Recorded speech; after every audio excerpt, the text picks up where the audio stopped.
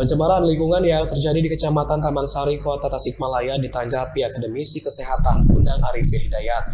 Menurutnya, tidak semua indikator pencemaran lingkungan tersebut terverifikasi langsung oleh kasat mata atau panca indera. Dirinya menyarankan pemerintah Kota Tasikmalaya bisa mengambil langkah preventif dengan mengujinya ke laboratorium kesehatan daerah.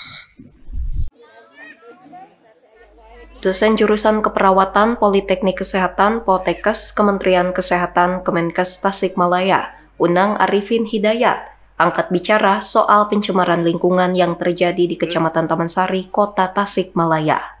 Menurutnya ada beberapa indikator yang bisa membuktikan air yang digunakan 3 kampung warga dekat tempat pembuangan akhir TPA Ciangir itu tercemar atau tidak.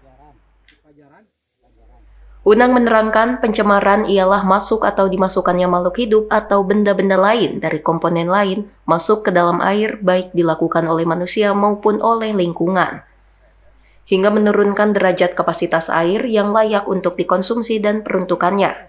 Pengertian ini sesuai dengan Peraturan Pemerintah Nomor 82 Tahun 2001 tentang kualitas air dan pencemaran air. Secara fisik artinya kejernihan, warna, rasa, dan suhu.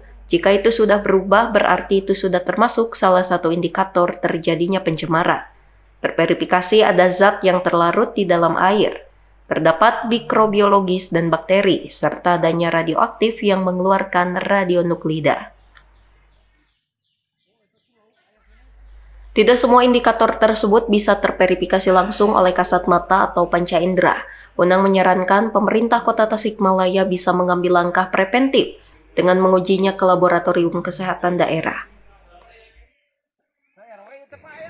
Kalau kita melihat dari kondisi dan informasi yang didapat ya sebelumnya dari pencemaran lingkungan ya, yang salah satunya adalah masuk ke ranah air. Ya, jadi saya kira mungkin kalau kita berangkat dari keharusan air itu berada dalam lingkungan masyarakat, ya kita memang ada satu batasan definisi tentang pencemaran ya.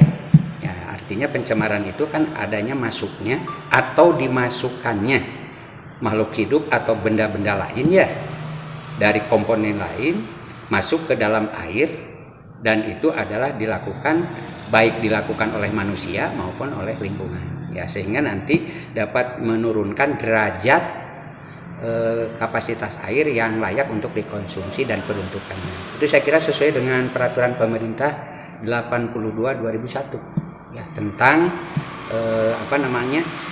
kualitas air dan pencemaran air.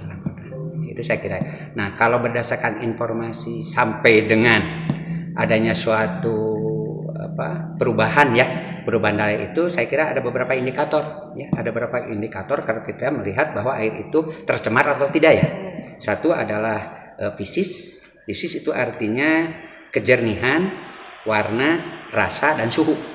Nah, itu kalau itu sudah bergeser berarti itu sudah salah satu indikator terjadinya pencemaran. Undang berharap warga bisa teredukasi terkait pencemaran yang terjadi di lingkungannya, termasuk bisa mencegah di kemudian hari. Sebab menurutnya potensi pencemaran tak hanya dari faktor eksternal, seperti lokasi dekat TPA Ciangir atau pabrik plastik, tetapi juga pengetahuan masyarakat soal lingkungan yang sehat. Dari Kota Tasikmalaya, Nur Rahman, Radar TV melaporkan.